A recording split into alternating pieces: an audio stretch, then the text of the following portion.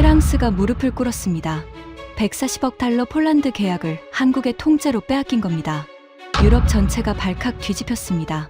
그런데 더 충격적인 건 따로 있었습니다. 프랑스가 80억 달러를 불렀는데 한국은 140억을 받았습니다. 60억이나 비싼데도 폴란드는 한국을 선택한 겁니다.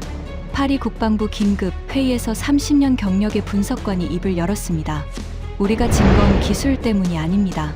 그 한마디에 회의실이 얼어붙었습니다. 프랑스 방산 30년 역사를 뒤흔든 충격적인 진실을 지금 공개합니다.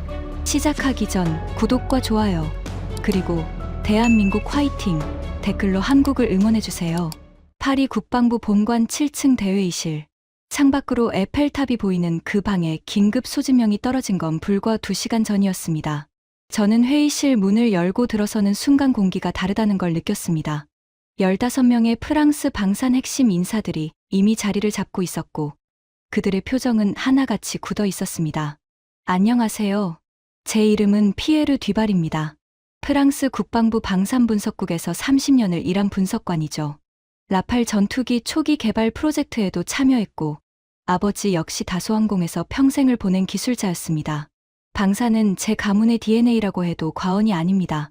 회의실 중앙 대형 스크린에는 붉은 글씨로 긴급 안건이라고 적혀 있었습니다. 르클레르 국방장관이 자리에서 일어났습니다. 70대 초반의 백발 신사였지만 오늘따라 얼굴에 그늘이 짙게 드리워져 있었습니다. 시작하겠습니다. 그의 목소리가 회의실에 울렸습니다. 3시간 전 폴란드 국방부에서 공식 통보가 왔습니다. 스크린에 문서가 떴습니다. 폴란드어와 영어로 된 공문이었습니다. 르클레르 전차 도입 협상을 최종 중단한다는 내용입니다. 회의실이 술렁였습니다. 저는 심장이 철렁 내려앉는 것을 느꼈습니다. 르클레르 전차 수출건은 제가 3년 동안 분석 보고서를 작성해 온 프로젝트였습니다. 폴란드와의 협상은 거의 막바지 단계였고 서명만 남겨둔 상황이라고 들었습니다. 이유가 뭡니까? 베르나르 장군이 물었습니다. 60대 중반의 그는 프랑스 육군 참모 출신으로 이 자리에서 가장 강경한 목소리를 내는 인물이었습니다. 르클레르 장관이 다음 슬라이드를 넘겼습니다. 화면에 나타난 건 탱크 사진이었습니다. 하지만 르클레르 전차가 아니었습니다. 검은색 차체에 한글로 K2 흑표라고 적힌 전차였습니다. 폴란드는 우리 대신 한국을 선택했습니다. 침묵이 흘렀습니다. 계약 금액은 140억 달러입니다. 140억 달러. 저는 숫자를 다시 머릿속으로 계산했습니다. 우리가 제시한 금액은 80억 달러였습니다. 한국이 우리보다 60억 달러나 비싼 가격을 불렀는데 폴란드는 그쪽을 선택한 겁니다. 잠깐요. 마르탱 부사장이 손을 들었습니다. 다소항공의 핵심 임원인 그는 라팔 전투기 수출을 총괄하는 인물이었습니다. 140억이라고요? 우리가 80억을 제시했는데 한국한테 60억을 더 주고 산다고요? 맞습니다. 그게 말이 됩니까? 회의실 여기저기서 웅성거리는 소리가 터져 나왔습니다. 장폴 기획관이 코웃음을 쳤습니다. 30대 중반의 젊은 엘리트였는데 그랑제콜 출신답게 자신감이 넘쳐 흘렀습니다. 폴란드가 미쳤나 보죠. 60억 달러를 더 주고 한국산을 사다니. 정치적 거래가 있었던 게 분명합니다. 베르나르 장군도 고개를 끄덕였습니다. 미국이 압력을 넣은 거 아닙니까? 한국은 미국 동맹이니까. 저는 조용히 자료를 살펴봤습니다. 뭔가 이상했습니다. 정치적 거래나 미국 압력만으로는 60억 달러 차이를 설명할 수 없었습니다. 르클레르 장관이 다음 자료를 띄웠습니다. 그뿐이 아닙니다. 화면에 또 다른 계약서가 나타났습니다. K9 자주포 672대, FA50, 경전투기 48대, 다연장 로켓 288문. 숫자들이 스크린을 가득 채웠습니다. 총 계약 규모 200억 달러. 유럽 방산 역사상 최대 규모입니다. 200억 달러. 회의실이 얼어붙었습니다. 저는 손이 떨리는 것을 느꼈습니다. 30년 동안 방산 분석을 해왔지만 이런 규모의 계약이 한꺼번에 한 나라에게 넘어가는 건 처음 봤습니다. 우리 카이사르 자주포는요? 한 참석자가 물었습니다. 협상 대상에서 제외됐습니다. 라팔은요? 마찬가지입니다. 폴란드는 라팔 대신 FA50을 선택했습니다. 마르탱 부사장의 얼굴이 붉게 달아올랐습니다. FA50이요? 그 경전투기가 라팔하고 비교가 됩니까? 라팔은 세계 최고 수준의 전투기입니다. 가격입니다. 르클레르 장관이 담담하게 말했습니다. 라팔은 대당 2억 달러, FA50은 3천만 달러, 7분의 1 가격입니다. 하지만 성능은 비교가 안 되지 않습니까? 폴란드 입장에서는 그 가격으로 더 많은 대수를 확보하는 게 합리적이었던 모양입니다. 저는 가슴이 답답해지는 것을 느꼈습니다. 이건 단순한 한 건의 계약 실패가 아니었습니다. 프랑스 방산의 근간이 흔들리고 있었습니다. 창밖으로 에펠탑이 보였습니다. 저녁 햇살에 철탑이 금빛으로 빛나고 있었습니다. 하지만 그 아름다운 풍경이 오늘따라 쓸쓸하게 느껴졌습니다. 르클레르 장관이 마지막 슬라이드를 띄웠습니다.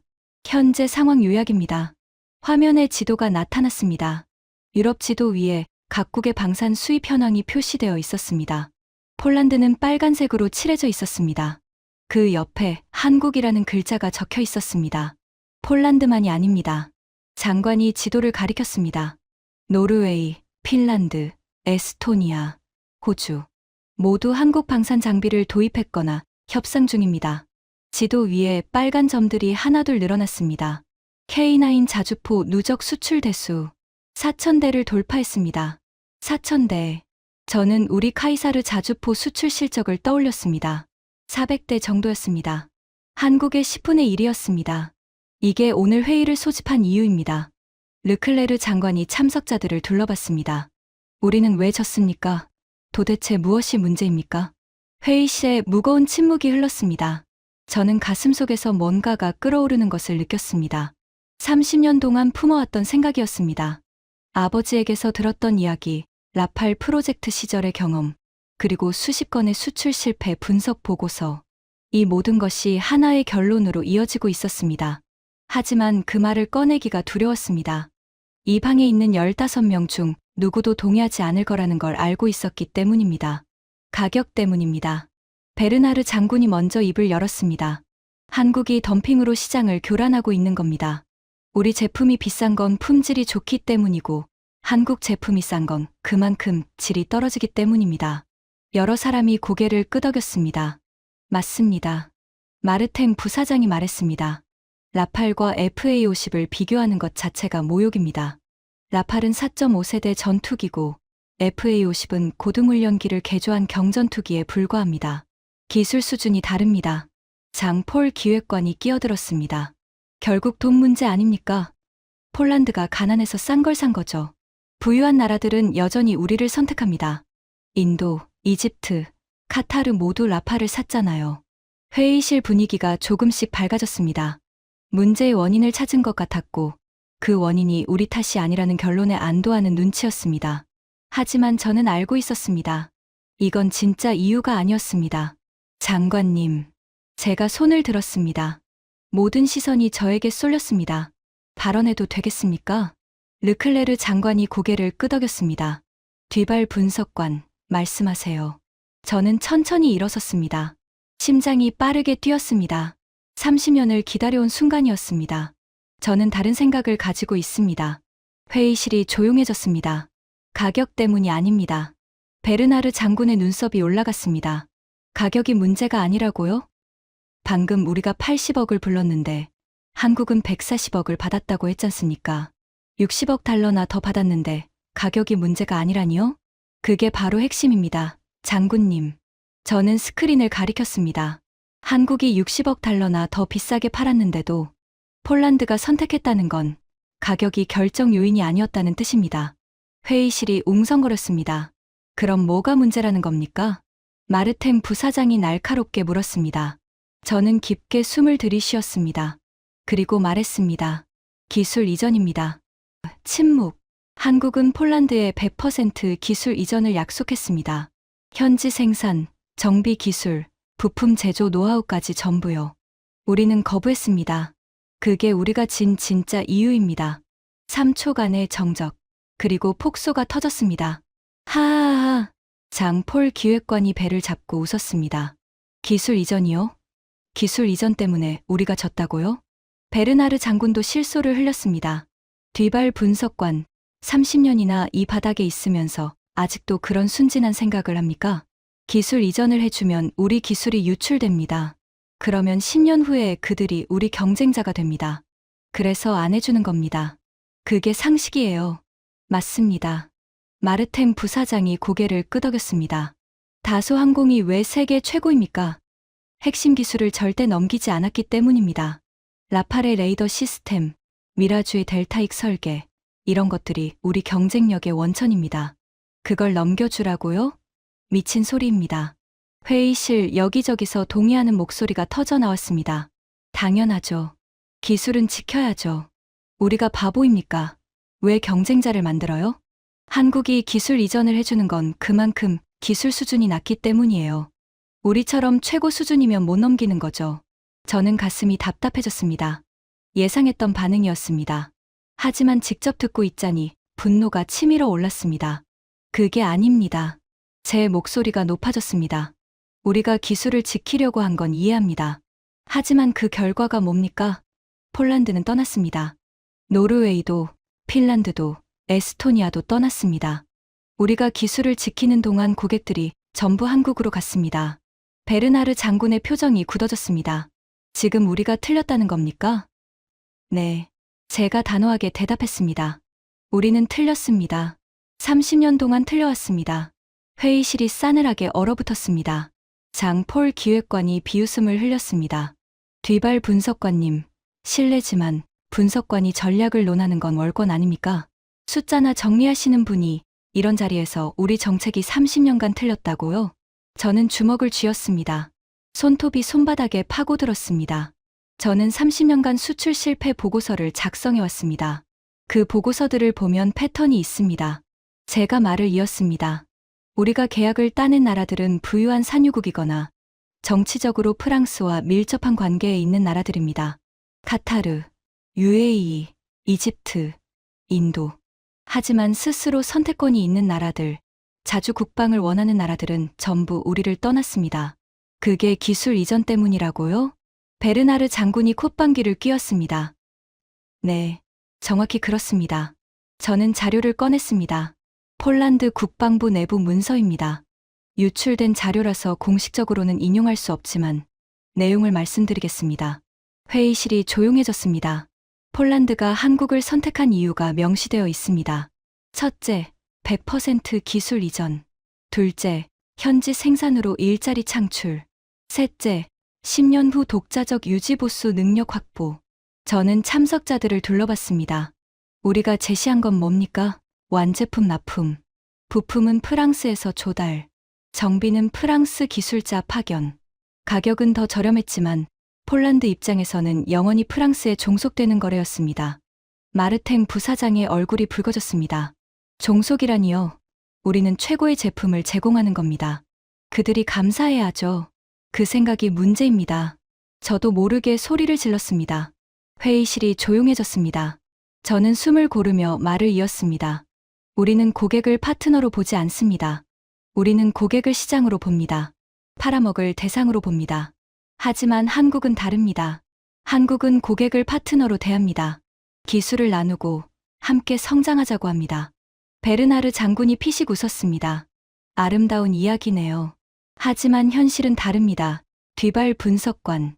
비즈니스는 비즈니스입니다. 자선 사업이 아닙니다.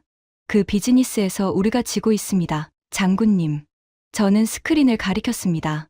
K9 자주포 4,000대, 카이사르 자주포 400대, 10배 차이입니다. FA50 100대 이상 수출, 라팔 250대. 가격 대비로 보면 한국이 압도적입니다. 이게 현실입니다. 회의실이 술렁였습니다.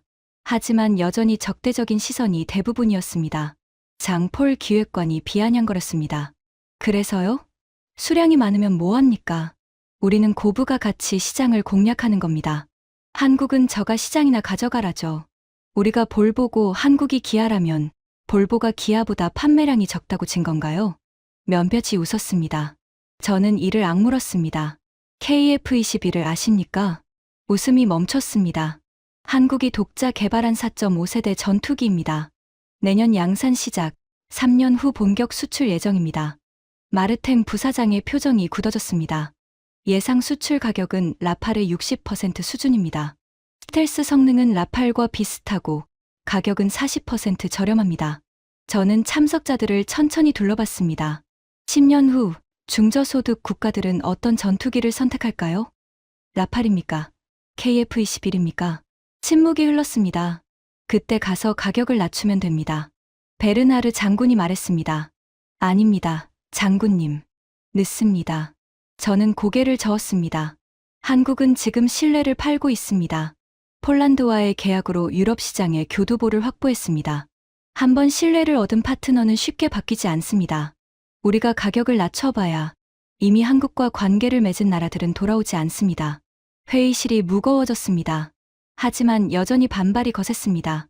뒤발 분석관 르클레르 장관이 천천히 입을 열었습니다. 당신 주장을 정리해보죠.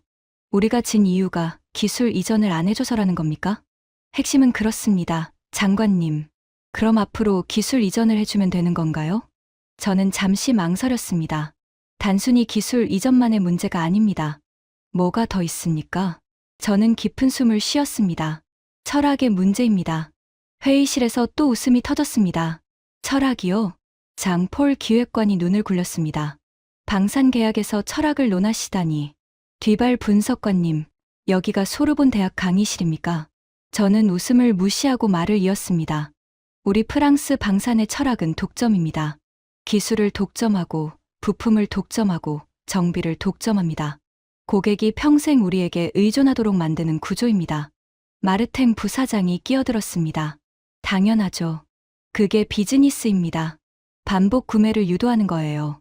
면도기는 싸게 팔고 면도날로 돈을 버는 것처럼요. 하지만 고객은 바보가 아닙니다. 제가 말했습니다. 고객도 알고 있습니다. 우리에게 종속되면 영원히 빠져나올 수 없다는 거요. 부품 하나 교체하려 해도 프랑스 기술자를 불러야 하고 그때마다 돈을 내야 합니다. 10년, 20년 지나면 초기 구매가보다 유지비가 더 많이 듭니다. 베르나르 장군이 인상을 썼습니다. 그게 나쁜 겁니까? 우리 입장에서는 안정적인 수익 모델입니다. 장군님, 고객 입장에서 생각해 보십시오. 저는 목소리를 높였습니다. 폴란드는 러시아와 국경을 맞대고 있습니다. 전쟁이 나면 프랑스 기술자가 와줄까요? 부품을 제때 보내줄까요? 그들 입장에서는 자체 생산 능력이 생존의 문제입니다. 회의실이 조용해졌습니다. 한국은 그걸 이해했습니다. 제가 계속 말했습니다. 한국은 폴란드에게 말했습니다. 10년 후에는 당신들이 직접 전차를 만들 수 있게 해주겠습니다. 우리는 뭐라고 했습니까? 평생 우리한테 사세요. 저는 참석자들을 둘러봤습니다. 고객이 어떤 쪽을 선택하겠습니까? 침묵이 흘렀습니다. 그때 처음으로 다른 목소리가 나왔습니다. 잠깐요. 회의실 구석에서 손이 올라왔습니다. 30대 후반의 여성이었습니다. 소피 모렐, 국방부 소속 연구원이었습니다. 평소에는 조용한 편이라 발언을 거의 하지 않는 사람이었습니다. 뒤발 분석관님 말씀이 일리가 있는 것 같습니다. 회의실이 술렁였습니다. 베르나르 장군이 눈을 가늘게 떴습니다. 모렐 연구원, 당신도 그 황당한 주장에 동의합니까? 황당하다고 단정 짓기 전에 데이터를 좀 더 봐야 할 것 같습니다. 소피가 침착하게 말했습니다. 저도 폴란드 계약 실패 분석을 담당했는데 기술 이전 조건이 결정적이었다는 보고가 있습니다. 폴란드 국방장관이 직접 언급한 내용이에요. 마르탱 부사장이 손을 내저었습니다. 그건 협상용 레토릭입니다. 더 좋은 조건을 받아내려고 핑계를 댄 거예요. 하지만 결과적으로 한국을 선택했잖습니까? 소피가 반박했습니다. 60억 달러를 더 주고요. 협상용 핑계였다면 왜 우리한테 다시 돌아오지 않았을까요? 회의실이 다시 조용해졌습니다. 저는 소피를 바라봤습니다. 15명 중에 처음으로 제 말에 귀를 기울이는 사람이 나타났습니다. 감사합니다, 모렐 연구원. 소피가 작게 고개를 끄덕였습니다. 하지만 분위기는 여전히 적대적이었습니다. 장폴 기획관이 비아냥거렸습니다. 둘이서 의기투합하시는군요. 하지만 두 명이 동의한다고 30년 전통 정책이 바뀌진 않습니다. 전통이 틀릴 수도 있습니다. 제가 말했습니다. 30년 전에 옳았던 게 지금도 오르리라는 법은 없습니다. 세상이 바뀌었습니다. 베르나르 장군이 책상을 탁 쳤습니다. 세상이 바뀌었다고요? 뒤발 분석관, 기술 유출의 위험성은 30년 전이나 지금이나 똑같습니다. 오히려 더 심해졌어요. 중국을 보세요. 서방 기술을 훔쳐서 지금 뭘 하고 있습니까? 한국은 중국이 아닙니다.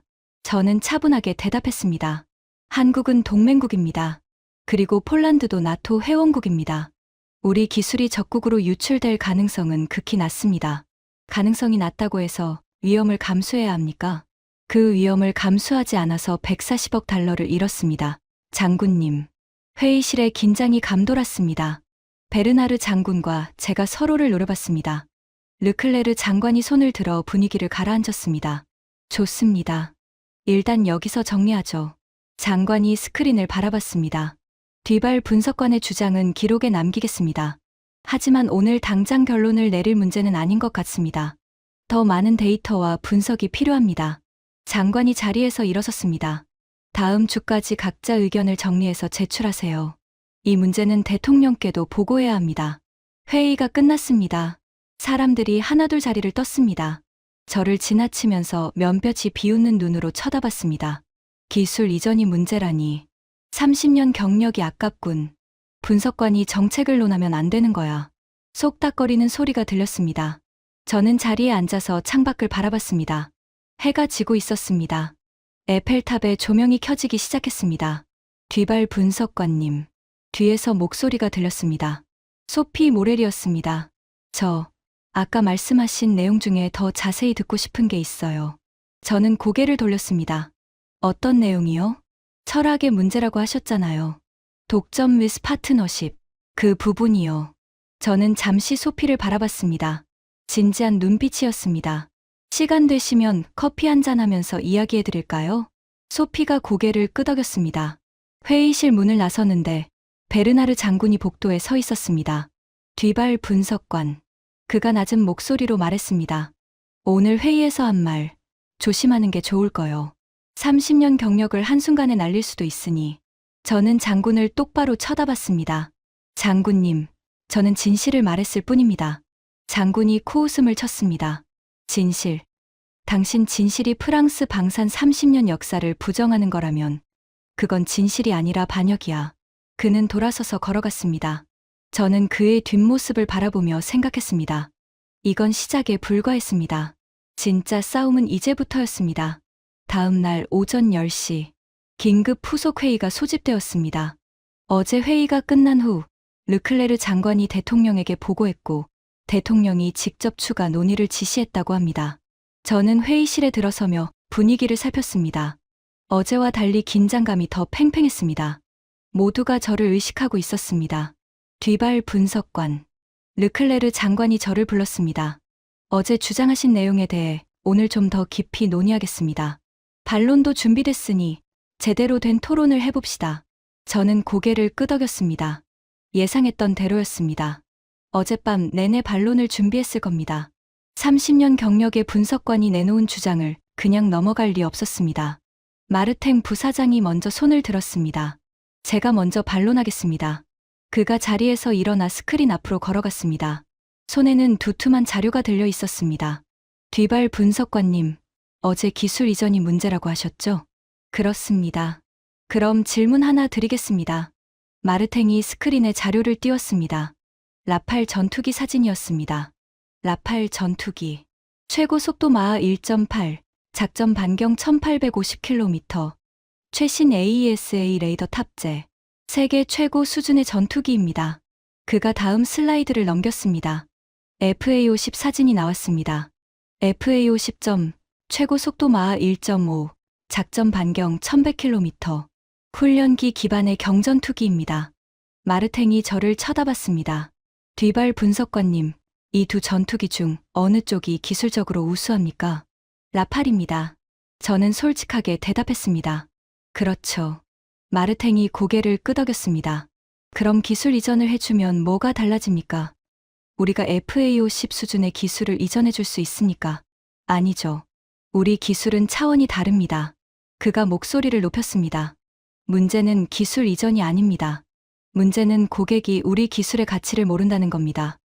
폴란드가 FA-50을 선택한 건 무지의 결과입니다. 그들이 제대로 알았다면 라팔을 샀을 겁니다. 회의실 여기저기서 동의하는 목소리가 나왔습니다. 맞습니다. 교육의 문제예요. 고객한테 우리 기술이 얼마나 대단한지 제대로 설명을 못한 거죠. 저는 손을 들었습니다. 반론해도 되겠습니까? 마르탱이 고개를 끄덕였습니다. 폴란드가 무지에서 FA50을 샀다고 하셨습니다. 저는 천천히 말을 이었습니다. 하지만 폴란드 공군은 F-16을 운용하고 있습니다. 그들은 4세대 전투기가 뭔지 압니다.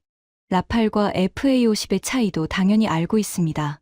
마르탱의 눈썹이 꿈틀거렸습니다. 그런데도 FA-50을 선택했습니다. 왜일까요? 저는 자료를 꺼냈습니다. 폴란드 국방부 발표 자료입니다. 그들이 FA-50을 선택한 이유가 명시되어 있습니다. 스크린에 자료가 떴습니다. 첫째, 가격 대비 성능. 라팔 1대 가격으로 FA-50을 7대 살 수 있습니다. 폴란드 입장에서는 7대가 더 유용합니다. 베르나르 장군이 끼어들었습니다. 양으로 질을 대체할 수 없습니다. 전투기 7대가 라팔 1대를 이길 수 없어요. 현대전에서는 다릅니다. 장군님. 저는 대답했습니다. 현대전은 제공권 확보가 핵심입니다. 여러 지점에 동시에 전투기를 배치해야 합니다.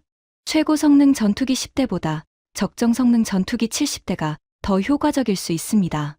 회의실이 술렁였습니다. 둘째, 운용 비용입니다. 저는 다음 자료를 띄웠습니다. 라팔의 시간당 운용 비용은 약 35,000달러입니다. FA-50은 약 5,000달러입니다. 7분의 1 수준이죠. 숫자들이 스크린에 나열되었습니다. 전투기는 사는 것보다 운용하는 게 더 많은 돈이 듭니다. 30년 운용 기간 동안 폴란드가 지출해야 할 비용을 계산하면 FA-50이 압도적으로 경제적입니다. 마르탱 부사장의 얼굴이 굳어졌습니다. 셋째, 기술 이전입니다. 저는 핵심으로 돌아왔습니다. 한국은 FA-50의 정비 기술, 부품 생산 기술을 폴란드에 이전하기로 했습니다. 10년 후 폴란드는 FA-50을 독자적으로 유지 보수할 수 있게 됩니다. 우리 라팔은요? 50년이 지나도 부품 하나 프랑스에서 사와야 합니다. 회의실이 조용해졌습니다. 폴란드는 바보가 아닙니다. 저는 참석자들을 둘러봤습니다. 그들은 계산을 했습니다. 초기 구매가, 운용 비용, 유지 보수 비용, 그리고 자주 국방 능력까지 모든 걸 따져본 결과 한국을 선택한 겁니다. 우리 기술이 좋은 건 맞지만 좋기만 하면 다가 아닙니다. 마르탱 부사장이 반박했습니다. 하지만 전시 상황에서는 다릅니다. 러시아와 전쟁이 나면 최고 성능 전투기가 필요합니다. 그때 가서 FA-50으로 어떻게 싸웁니까? 그래서 폴란드는 F-35도 도입합니다. 저는 침착하게 대답했습니다. 미국에서 F-35를 사고 한국에서 FA-50을 사는 겁니다. 고성능 전투기는 미국에서, 다목적 경전투기는 한국에서. 우리한테는 아무것도 안 삽니다. 회의실에 무거운 침묵이 흘렀습니다. 우리가 설 자리가 없어지고 있습니다. 저는 목소리를 낮췄습니다. 고성능 시장은 미국이 장악하고 있고 가성비 시장은 한국이 가져가고 있습니다. 우리 프랑스는 중간에 끼어서 이러지도 저러지도 못하는 상황입니다. 장폴 기획관이 손을 들었습니다. 그건 전투기 이야기고요. 전차는 어떻습니까? K2가 르클레르보다 좋다는 건 아니잖아요? 성능만 보면 비슷합니다. 저는 대답했습니다. 하지만 여기서도 기술 이전이 갈렸습니다. 한국은 K2의 파워팩 기술까지 폴란드에 이전하기로 했습니다. 폴란드가 자체 전차 엔진을 만들 수 있게 해주겠다는 거죠. 우리는 어땠습니까? 저는 자료를 넘겼습니다. 우리 협상 기록입니다. 프랑스는 르클레르 전차의 완제품만 판매하겠다고 했습니다. 부품은 모두 프랑스에서 조달. 정비도 프랑스 기술자가 담당. 현지 생산은 불가. 베르나르 장군이 목소리를 높였습니다. 당연하죠. 전차 파워팩은 핵심 기술입니다. 그걸 넘겨주면 10년 후에 폴란드가 독자 전차를 만들어서 우리 시장을 뺏어갑니다. 장군님. 저는 장군을 똑바로 쳐다봤습니다.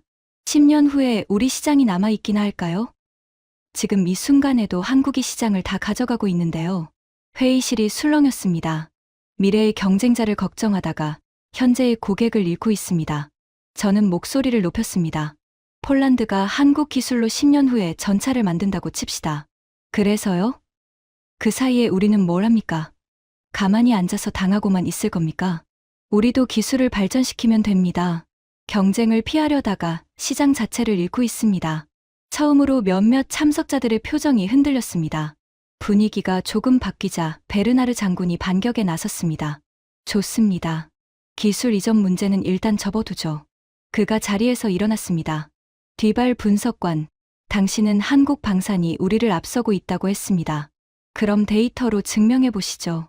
장군이 스크린에 자료를 띄웠습니다. 프랑스 방산 수출 실적입니다. 그래프가 나타났습니다. 작년 프랑스 방산 수출액 190억 유로. 세계 3위입니다. 미국, 러시아 다음이에요. 장군이 저를 쳐다봤습니다. 한국은요? 170억 달러 정도죠. 우리보다 적습니다. 어디가 앞서고 있다는 겁니까? 회의실에서 동의하는 목소리가 나왔습니다. 맞아요. 숫자로 보면 우리가 아직 앞서 있잖아요. 한국이 몇 건 따냈다고 호들갑 떨 필요 없습니다. 저는 손을 들었습니다. 장군님, 총액만 보면 그렇습니다. 하지만 추세를 보셔야 합니다. 제가 자료를 띄웠습니다. 5년 전 프랑스 방산 수출 210억 유로, 올해 190억 유로, 10% 감소했습니다. 다음 그래프를 띄웠습니다. 5년 전 한국 방산 수출 80억 달러, 올해 170억 달러, 2배 이상 증가했습니다. 회의실이 조용해졌습니다. 우리는 내려가고 있고 한국은 올라가고 있습니다. 이 추세가 계속되면 3년 후에 역전됩니다. 베르나르 장군이 인상을 썼습니다. 추세는 바뀔 수 있습니다. 우리가 노력하면 됩니다. 어떻게요? 저는 되물었습니다. 우리가 뭘 바꿨습니까? 정책이 바뀌었습니까? 전략이 바뀌었습니까? 아무것도 안 바꾸고 추세만 바뀌길 기대합니까? 장군이 말문이 막혔습니다. 더 중요한 데이터가 있습니다. 저는 다음 자료를 띄웠습니다. 품목별 시장 점유율입니다. 그래프가 나타났습니다. 자주포 시장. K9 자주포 글로벌 점유율 52%. 우리 카이사르는 8%입니다. 숫자가 스크린에 크게 떴습니다. 52%대 8%. 6배 이상 차이입니다. 회의실이 술렁였습니다. 누적 수출 대수로 보면 더 충격적입니다. K9은 4,000대 이상 수출됐습니다. 카이사르는 400대 정도입니다. 10배 차이예요. 마르탱 부사장이 반박했습니다. 자주포는 그렇다 쳐요. 전투기는 다르잖아요. 라팔이 FA50보다 많이 팔렸습니다. 대수로는 그렇습니다. 저는 인정했습니다. 라팔 250대, FA50 약 100대. 하지만 시장 세그먼트가 다릅니다. 제가 자료를 넘겼습니다. 라팔은 대당 2억 달러짜리 고급 전투기입니다. 살 수 있는 나라가 제한적이에요. 카타르, UAE, 인도, 이집트, 부유한 나라들 뿐입니다. 다음 슬라이드를 띄웠습니다. FA50은 대당 3천만 달러입니다. 중저소득 국가들도 살 수 있어요. 폴란드, 필리핀, 말레이시아, 이라크, 태국. 잠재 고객이 훨씬 많습니다. 저는 참석자들을 둘러봤습니다. 세계의 부유한 나라가 몇 개입니까? 20개, 30개, 나머지 150개국은요? 그들은 라팔을 살 여력이 없습니다. 하지만 FA50은 살 수 있어요. 한국은 우리가 접근할 수 없는 시장을 개척하고 있습니다. 장폴 기획관이 비아냥거렸습니다. 그래서요? 싼 시장 가져가라 그러죠. 우리는 프리미엄 시장을 지키면 됩니다. 프리미엄 시장도 위협받고 있습니다. 저는 다음 자료를 띄웠습니다. KF-21점. 전투기 사진이 스크린에 나타났습니다. 유선형 동체에 스텔스 설계가 적용된 최신 전투기였습니다. 한국이 독자 개발한 4.5세대 전투기입니다. 내년 양산 시작, 3년 후 본격 수출 예정입니다. 마르탱 부사장의 얼굴이 굳어졌습니다. 예상 수출 가격은 라팔의 60% 수준입니다. 저는 숫자를 강조했습니다. 라팔이 2억 달러면 KF-21은 1억 2천만 달러입니다. 성능은 비슷한데 가격은 40% 저렴합니다. 회의실이 술렁였습니다. 10년 후를 상상해 보십시오. 저는 목소리를 높였습니다. 중저소득 국가가 전투기를 사려고 합니다. 선택지는 3가지입니다. F-35 1억 5천만 달러, 라팔 2억 달러, KF-21 1억 2천만 달러. 어떤 걸 선택할까요? 침묵이 흘렀습니다. F-35는 미국 동맹국만 살 수 있습니다. 제한적이에요. 라팔과 KF-21 중 선택해야 하는 나라들은 KF-21을 고를 겁니다. 더 싸니까요. 베르나르 장군이 반박했습니다. 성능이 비슷하다고 했는데 정말 그렇습니까? KF-21이 라팔만큼 좋다는 증거가 있습니까? 공개된 스펙을 비교해보면 비슷합니다. 저는 자료를 띄웠습니다. 최고 속도, 작전 반경, 무장 능력 모두 비슷한 수준입니다. 스텔스 성능은 KF-21이 약간 우위라는 분석도 있습니다. 장군의 얼굴이 붉어졌습니다. 그건 한국 측 발표 아닙니까? 객관적인 검증이 됐습니까? 아직 양산전이라 실전 데이터는 없습니다. 하지만 시험 비행 결과는 공개되어 있습니다. 미국 국방부도 긍정적으로 평가했습니다. 저는 자료를 넘겼습니다. 미국 국방부 보고서입니다. KF-21을 주목할 만한 신흥 전투기로 분류했습니다. 향후 글로벌 전투기 시장에 상당한 영향을 미칠 것이라고 전망했습니다. 회의실이 무거워졌습니다. 우리 경쟁자는 미국만이 아닙니다. 저는 결론을 내렸습니다. 한국이 빠르게 치고 올라오고 있습니다. 지금 대응하지 않으면 10년 후에는 늦습니다. 소피 모렐이 손을 들었습니다. 뒤발 분석관님, 한 가지 질문이 있습니다. 네, 말씀하세요. 한국이 이렇게 빠르게 성장한 비결이 뭐라고 생각하십니까? 단순히 기술 이전 때문만은 아닐 것 같은데요. 저는 잠시 생각했습니다. 좋은 질문이었습니다. 속도입니다. 저는 대답했습니다. 한국의 가장 큰 강점은 속도입니다. 결정도 빠르고 실행도 빠릅니다. 제가 자료를 띄웠습니다. 폴란드 K2 전차 계약 후 첫 인도까지 걸린 시간 18개월입니다. 다음 숫자를 띄웠습니다. 우리 르클레르 전차의 평균 납기 36개월입니다. 2배예요. 회의실이 술렁였습니다. 고객 입장에서 생각해 보십시오. 러시아 위협이 코앞인데 전차를 3년 기다리라고요? 한국은 1년 반 만에 줍니다. 어느 쪽을 선택하겠습니까? 마르탱 부사장이 반박했습니다. 우리가 느린 건 품질을 중시하기 때문입니다. 천천히 만들어도 완벽하게 만듭니다. 한국도 품질은 좋습니다. 저는 자료를 띄웠습니다. K9 자주포 불량률 0.3%, 우리 카이사르 불량률 0.5%, 한국이 더 낮습니다. 회의실이 조용해졌습니다. 빠르면서 품질도 좋습니다. 우리가 느리면서 품질이 좋은 것보다 낫습니다. 저는 결론을 내렸습니다. 속도와 품질, 둘 다 잡은 겁니다. 우리는 하나도 못 잡고 있습니다. 분위기가 조금씩 바뀌고 있었습니다. 몇몇 참석자들의 표정이 흔들리기 시작했습니다. 처음에는 저를 비웃던 사람들도 이제는 진지하게 듣고 있었습니다. 하지만 여전히 핵심 인물들, 베르나르 장군과 마르탱 부사장은 완강했습니다. 르클레르 장관이 손을 들었습니다. 잠깐 쉬어갑시다. 커피 타임 15분. 사람들이 자리에서 일어나 커피를 마시러 갔습니다. 저는 자리에 앉아 창밖을 바라봤습니다. 파리의 하늘은 맑았습니다. 에펠탑이 햇살에 빛나고 있었습니다. 뒤발 분석관님. 뒤에서 목소리가 들렸습니다. 소피 모렐이었습니다. 아까 말씀하신 내용 정말 인상적이었습니다. 감사합니다. 그런데 한 가지 궁금한 게 있어요. 소피가 제 옆에 앉았습니다. 왜 이렇게 확신을 가지고 계신 거예요? 30년 동안 이 생각을 하셨다고 하셨잖아요.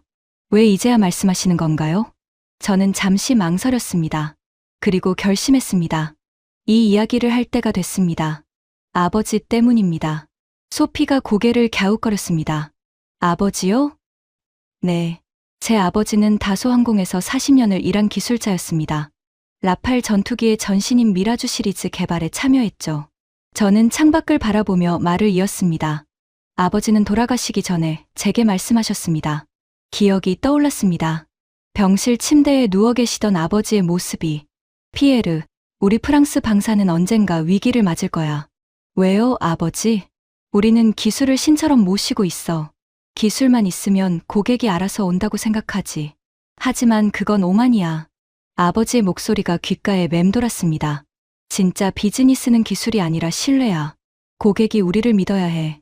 우리가 그들을 파트너로 대한다고 느껴야 해. 그런데 우리는 그렇게 안 했어. 우리는 늘 고객 위에 군림하려고 했지. 저는 소피를 바라봤습니다. 아버지는 30년 전에 이미 예언하셨습니다. 언젠가 아시아에서 경쟁자가 나타날 거라고. 그 경쟁자는 기술이 아니라 신뢰로 승부할 거라고. 소피가 조용히 듣고 있었습니다. 그때는 일본이 후보였습니다. 하지만 일본은 미국에 너무 의존했고 독자 방산을 키우지 못했습니다. 그 다음 후보는 한국이었습니다. 저는 깊게 숨을 쉬었습니다. 아버지가 돌아가신 게 15년 전입니다. 그때 한국 방산은 이제 막 성장하기 시작할 때였습니다. K9 자주포가 첫 수출을 시작했고 FA 신개발이 한창이었죠. 제가 말을 이었습니다. 아버지 장례식에서 저는 다짐했습니다. 아버지의 예언이 현실이 되는 날 반드시 목소리를 내겠다고. 프랑스 방산이 바뀌어야 한다고 말하겠다고. 소피가 고개를 끄덕였습니다. 그날이 온 거군요. 네. 폴란드 계약이 그 신호였습니다. 140억 달러를 빼앗긴 건 시작에 불과합니다.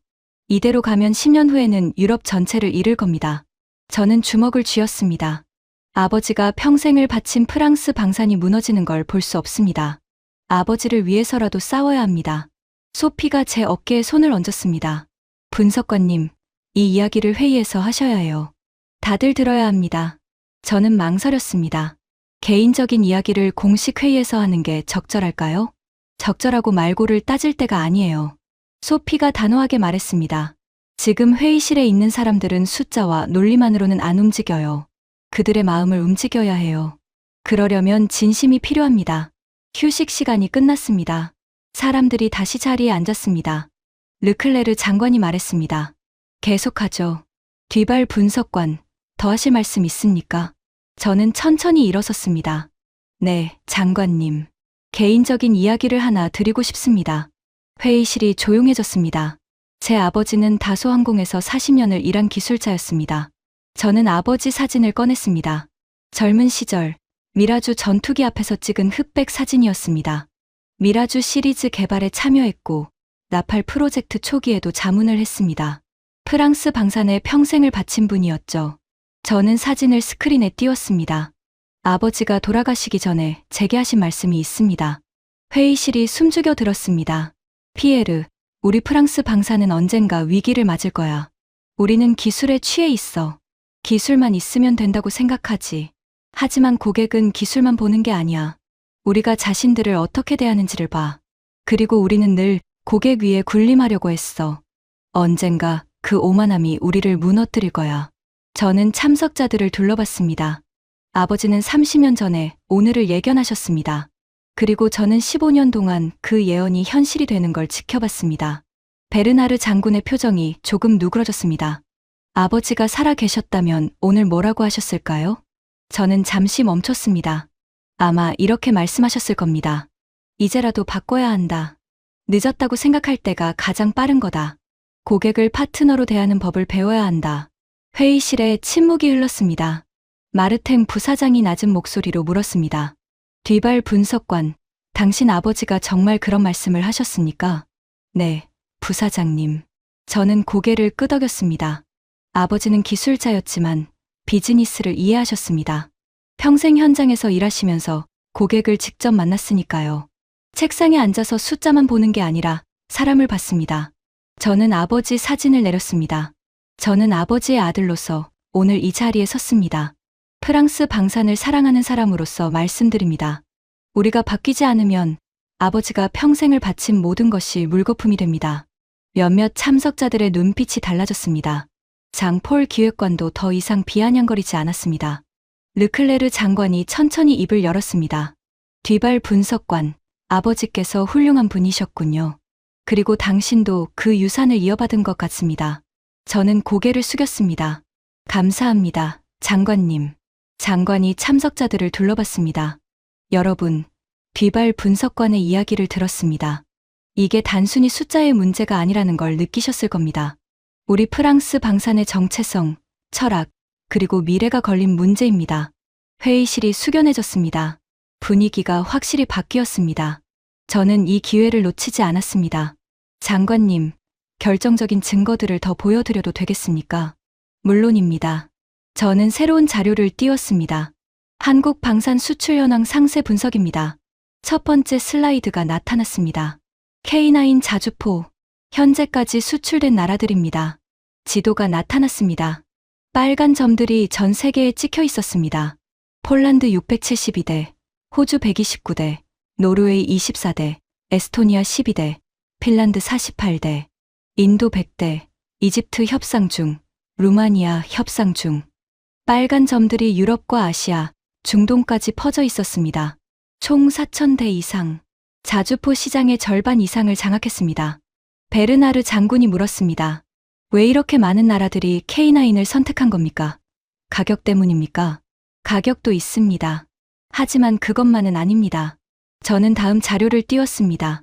K9을 선택한 이유. 각국 국방부 발표를 정리했습니다. 목록이 나타났습니다. 첫째, 성능. K9은 분당 발사 속도 6발, 사거리 40km로 세계 최고 수준입니다. 둘째, 가격. 경쟁 제품 대비 30% 저렴합니다. 셋째, 납기. 계약 후 18개월 내 처지 인도. 넷째, 기술 이전. 현지 생산과 정비 기술 제공. 다섯째, 사후 관리. 24시간 기술 지원 한라인 운영. 저는 마지막 항목을 강조했습니다. 5가지 중 3가지가 기술 이외의 요소입니다. 가격, 납기, 기술 이전, 사후 관리. 고객이 원하는 건 단순히 좋은 무기가 아닙니다. 좋은 파트너입니다. 마르탱 부사장이 고개를 끄덕였습니다. 처음 보는 모습이었습니다. 다음은 FA50입니다. 저는 자료를 넘겼습니다. 수출 현황입니다. 폴란드 48대, 필리핀 12대, 이라크 24대, 말레이시아 18대, 태국 협상 중, 콜롬비아 협상 중, 아르헨티나 협상 중.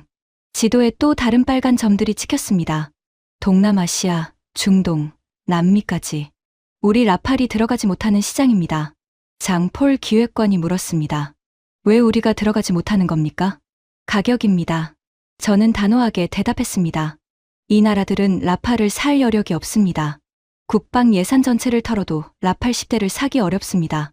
하지만 FA50은 같은 예산으로 30대를 살 수 있습니다. 저는 다음 자료를 띄웠습니다.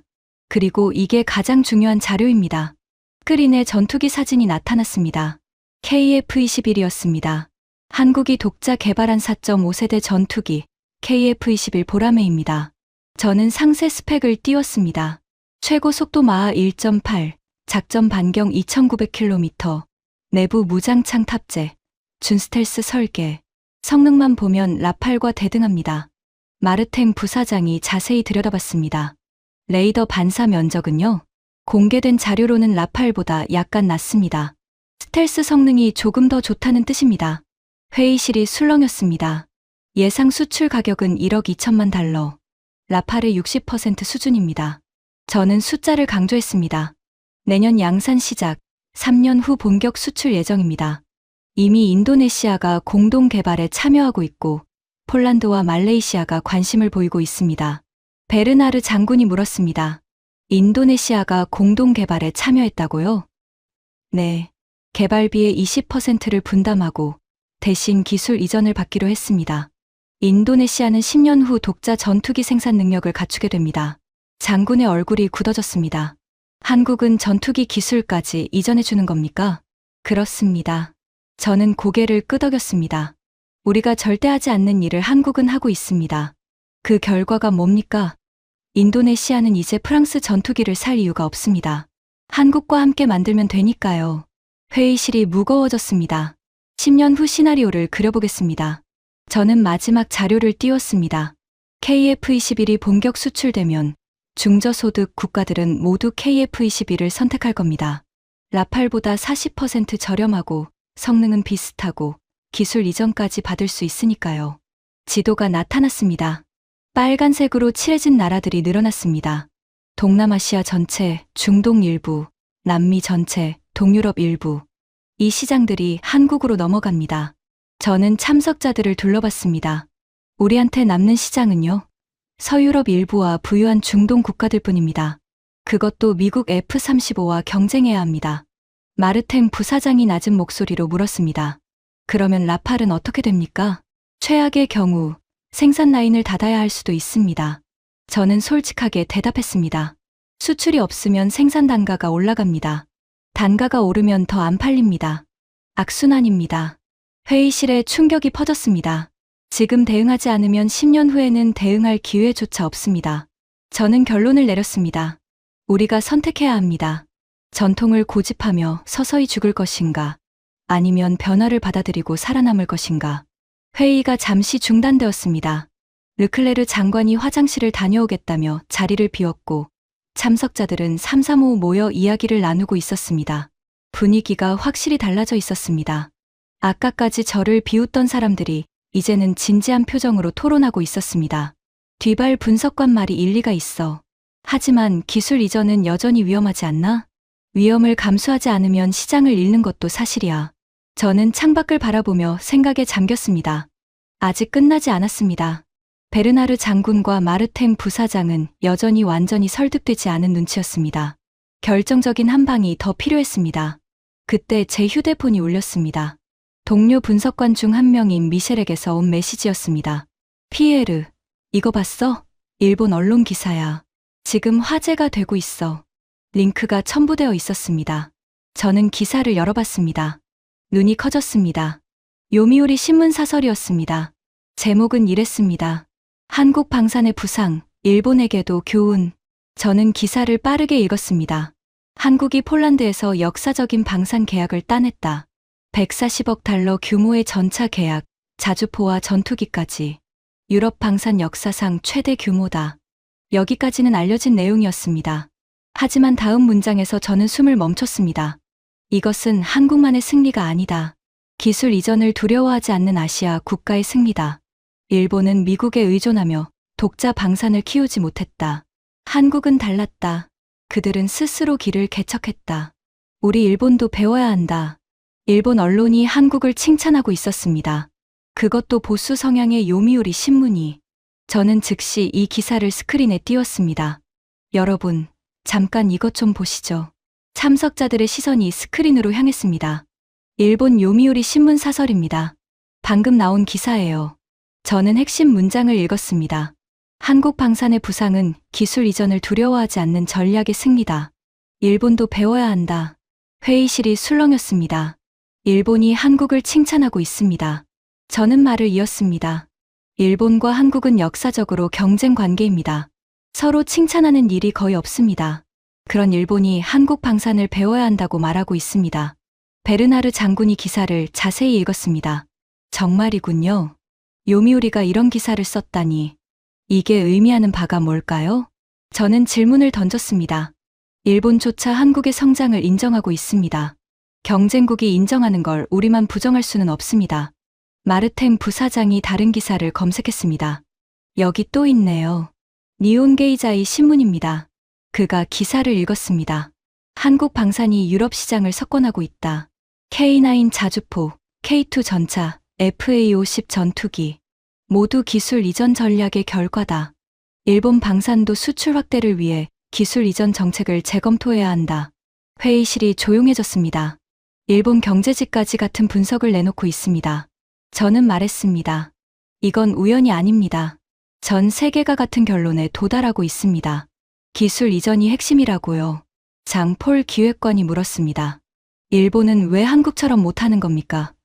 그들도 기술력은 있잖아요. 미국 때문입니다. 저는 대답했습니다. 일본은 미국의 제약을 받습니다. 미국 기술이 들어간 무기는 함부로 수출할 수 없어요. 하지만 한국은 독자 기술 비중을 높여왔습니다.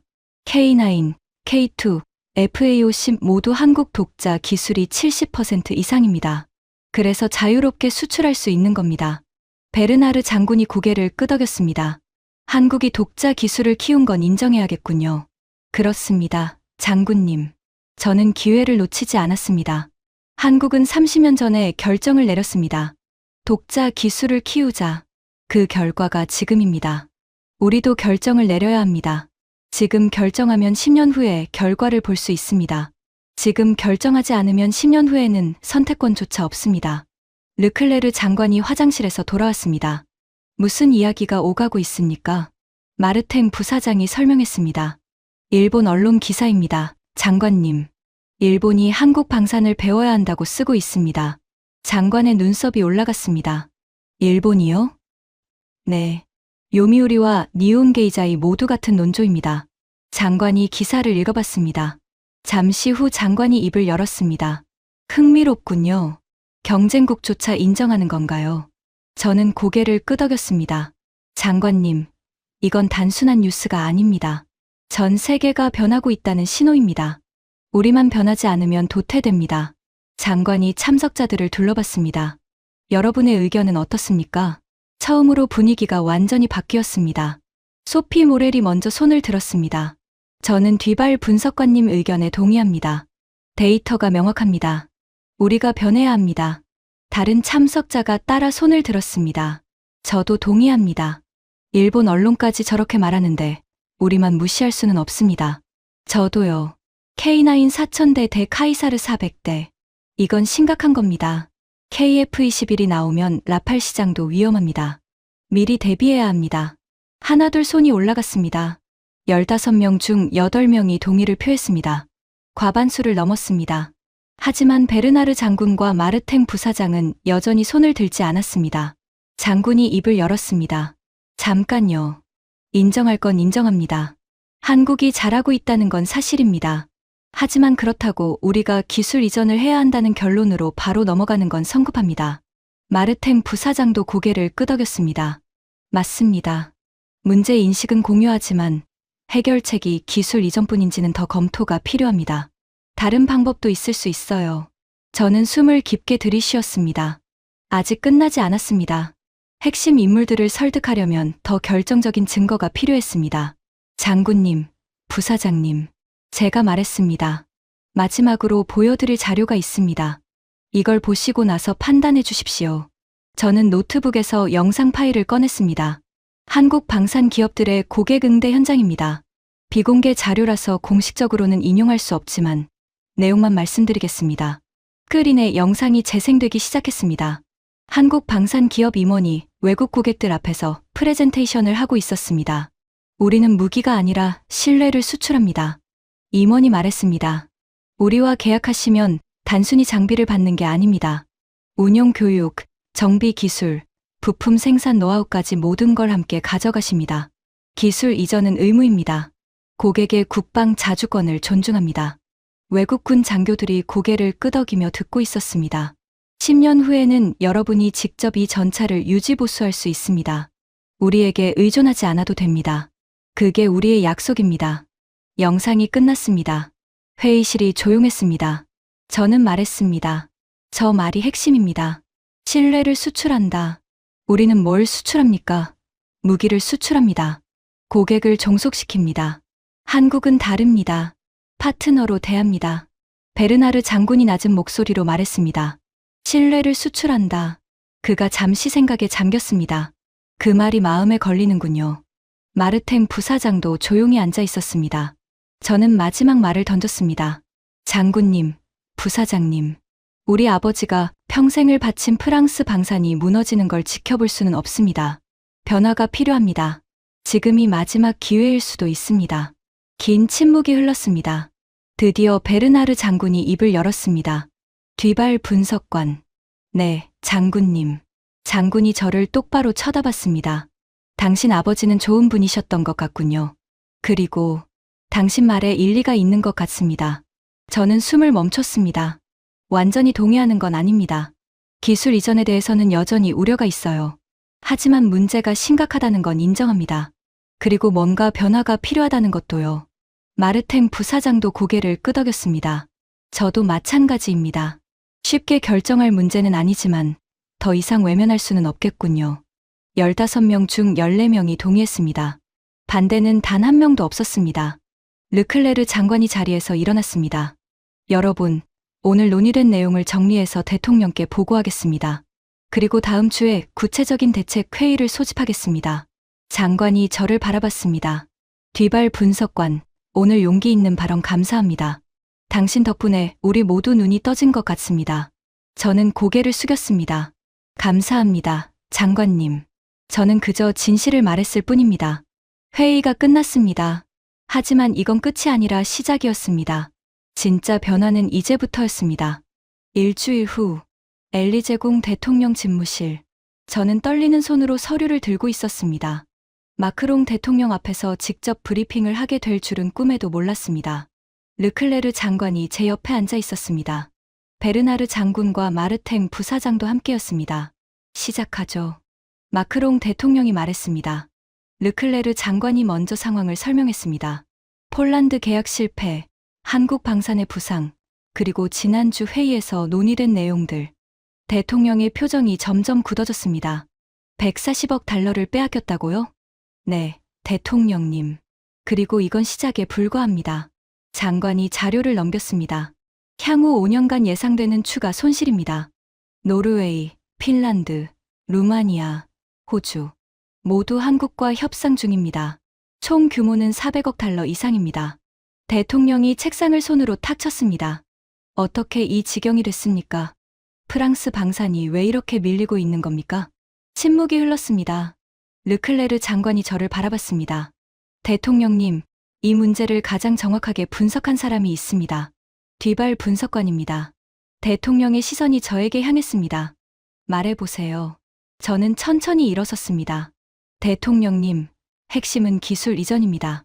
대통령의 눈썹이 올라갔습니다. 기술 이전이요? 네. 한국은 고객에게 100% 기술 이전을 약속합니다. 현지 생산, 정비 기술, 부품 제조 노하우까지 전부요. 우리는 거부했습니다. 저는 자료를 띄웠습니다. 폴란드가 한국을 선택한 이유입니다. 60억 달러를 더 주고도 한국을 택한 건 기술 이전 때문이었습니다. 대통령이 자료를 자세히 들여다봤습니다. 왜 우리는 기술 이전을 안 했습니까?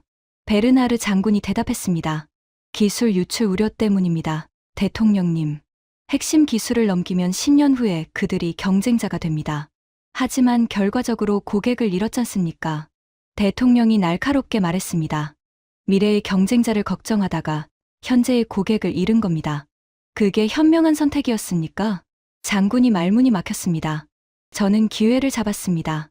대통령님, 정확히 그 점입니다. 우리는 기술을 지키려다 시장을 잃었습니다. 한국은 기술을 나누며 시장을 얻었습니다. 대통령이 고개를 끄덕였습니다. 계속하세요. 저는 다음 자료를 띄웠습니다. 한국 방산의 철학입니다. 그들은 이렇게 말합니다.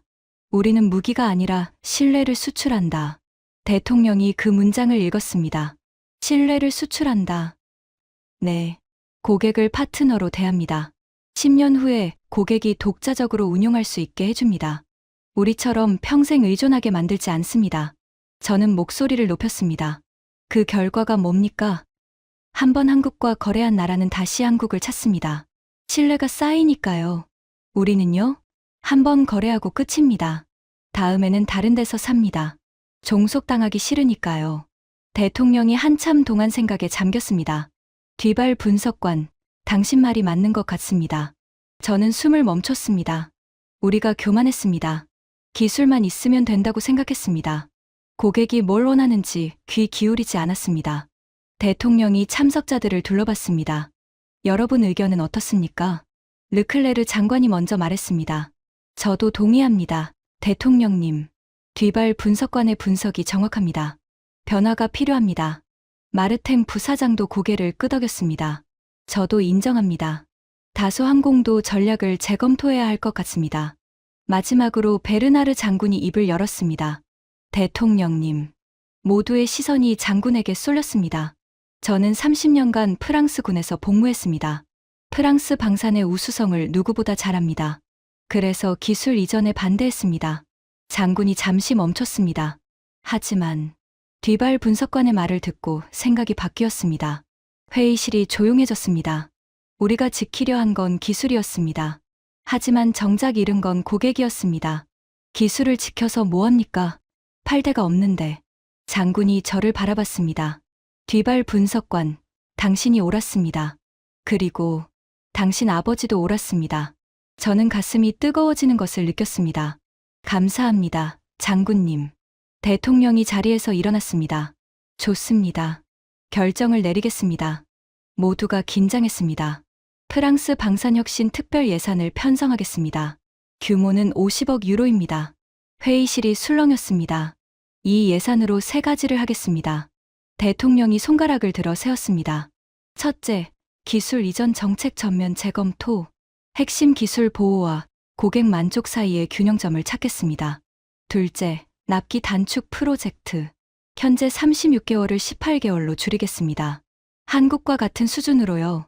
셋째, 고객 파트너십 프로그램 신설. 단순 판매가 아니라 장기 협력 관계를 구축하겠습니다. 대통령이 참석자들을 둘러봤습니다. 프랑스 방산이 다시 일어서겠습니다. 한국에게 배울 건 배우고 우리만의 강점은 더 키우겠습니다. 모두가 박수를 쳤습니다. 저는 눈시울이 뜨거워졌습니다. 아버지가 30년 전에 예언한 변화가 드디어 시작되고 있었습니다. 대통령 브리핑이 끝난 후 저는 엘리 제공 정원을 걷고 있었습니다. 가을 햇살이 따스했습니다. 나무숲이 금빛으로 물들어 있었습니다. 뒤발 분석관. 뒤에서 목소리가 들렸습니다. 베르나르 장군이었습니다. 장군님. 저는 걸음을 멈췄습니다. 장군이 제 옆에 섰습니다. 좀 걸어도 되겠습니까?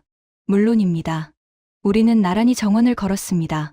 한참 동안 침묵이 흘렀습니다. 뒤발 분석관. 장군이 먼저 입을 열었습니다. 첫 회의에서 제가 당신을 많이 공격했습니다. 사과드립니다. 저는 고개를 저었습니다. 아닙니다, 장군님. 당연한 반응이었습니다. 30년 전통을 부정하는 주장이었으니까요. 하지만 당신이 옳았습니다. 장군이 멈춰 섰습니다. 저는 40년간 군에 있으면서 한 가지를 배웠습니다. 전쟁에서 이기려면 적을 알아야 합니다. 그런데 저는 한국을 몰랐습니다. 그들을 과소평가했습니다. 장군이 하늘을 올려다봤습니다. 한국전쟁 때 우리 프랑스군도 참전했습니다. 그때 한국은 폐허였습니다. 가난하고 기술도 없었습니다. 저는 그 이미지에 갇혀 있었습니다. 저는 조용히 듣고 있었습니다. 70년이 지났습니다. 한국은 완전히 달라졌습니다. 반도체, 자동차, 조선, 그리고 이제 방산까지. 그들은 세계 최고 수준입니다. 그런데 저는 아직도 70년 전 이미지로 그들을 봤습니다. 장군이 저를 바라봤습니다. 그게 편견이었습니다.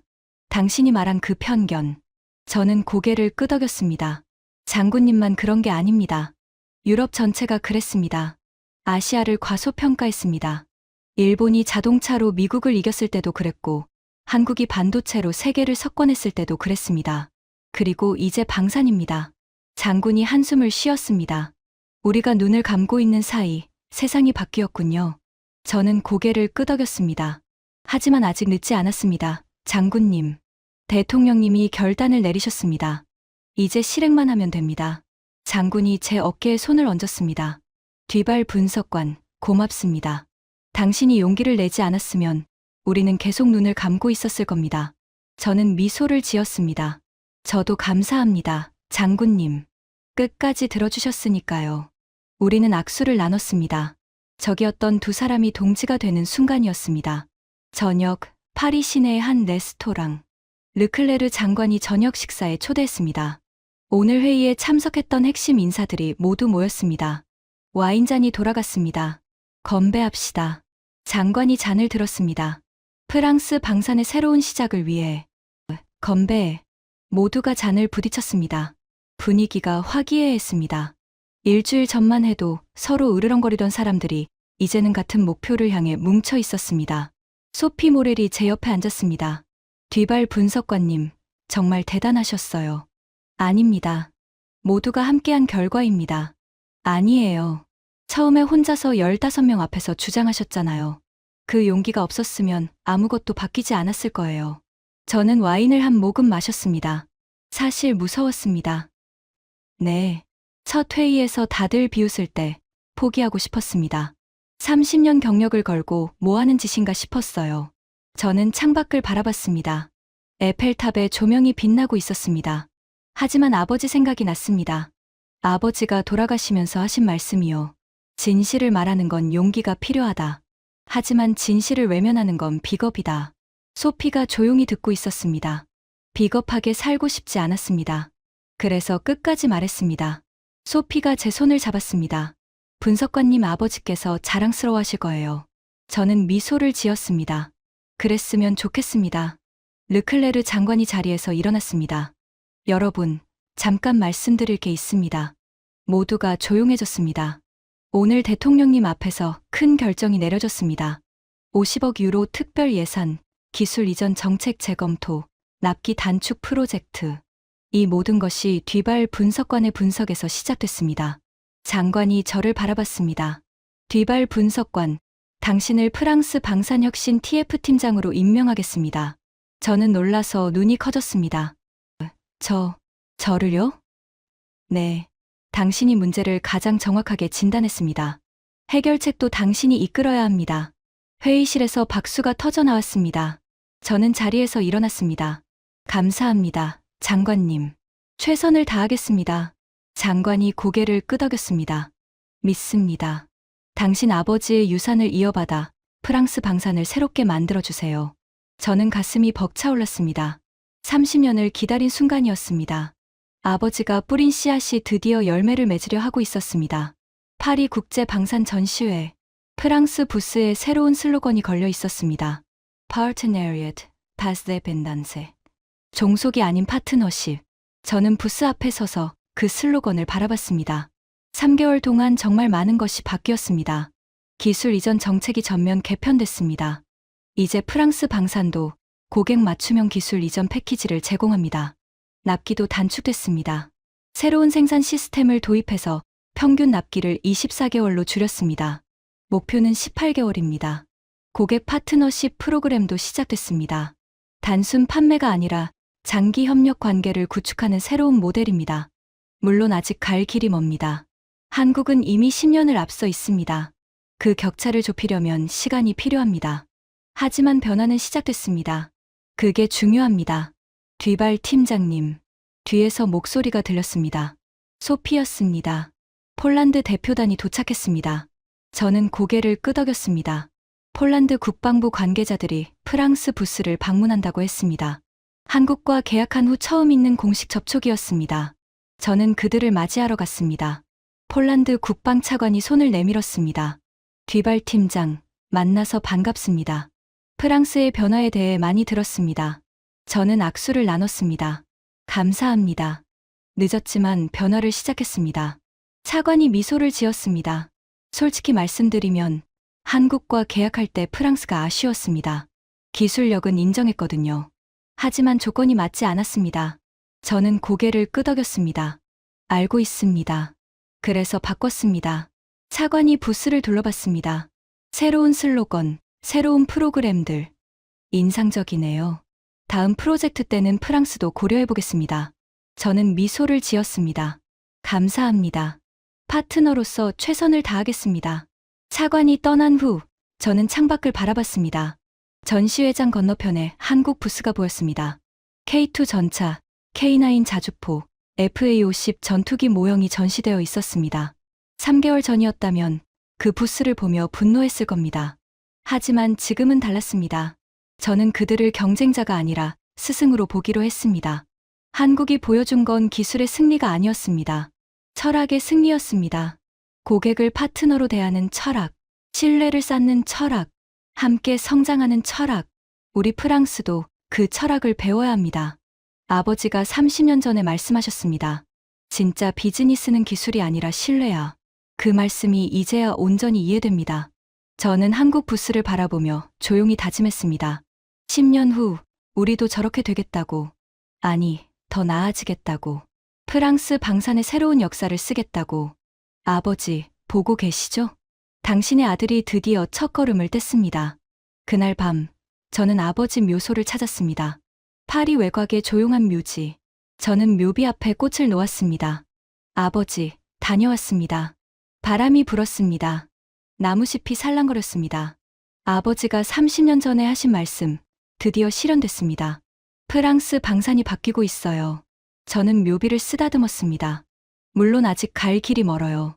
한국은 이미 저 앞에 있고 우리는 이제 시작이니까요. 하지만 방향은 맞습니다. 아버지가 가르쳐 주신 방향이에요. 별이 빛나고 있었습니다. 신뢰를 쌓는 것, 파트너를 존중하는 것, 함께 성장하는 것. 아버지가 평생 믿으셨던 가치들이에요. 저는 일어섰습니다. 저도 그 길을 가겠습니다. 아버지처럼요. 묘지를 나섰는데 휴대폰이 울렸습니다. 르클레르 장관이었습니다. 뒤발 팀장, 좋은 소식입니다. 무슨 소식이요? 루마니아에서 연락이 왔습니다. 우리 새 프로그램에 관심이 있다고요. 다음 주에 협상 시작합니다. 저는 미소를 지었습니다. 알겠습니다, 장관님. 준비하겠습니다. 전화를 끊고 저는 하늘을 올려다봤습니다. 별들이 반짝이고 있었습니다. 새로운 시작이었습니다. 우리는 무기를 팔았습니다. 한국은 신뢰를 팔았습니다. 이제 우리도 신뢰를 팔겠습니다. 그게 아버지가 가르쳐 주신 길이니까요. 지금까지 프랑스 국방부 분석관이 파리에서 깨달은 충격적인 이야기였습니다. 대한민국 방산이 세계를 놀라게 하고 있습니다. 우리는 무기를 팔았고 한국은 신뢰를 팔았습니다. 프랑스 30년 전문가의 이 한마디가 전 세계에 울려 퍼지길 바랍니다. 이 이야기를 널리 공유해 주세요. 작은 자부심이 큰 힘이 됩니다. 구독과 좋아요도 부탁드립니다. 지금까지 감동테라였습니다. 감사합니다.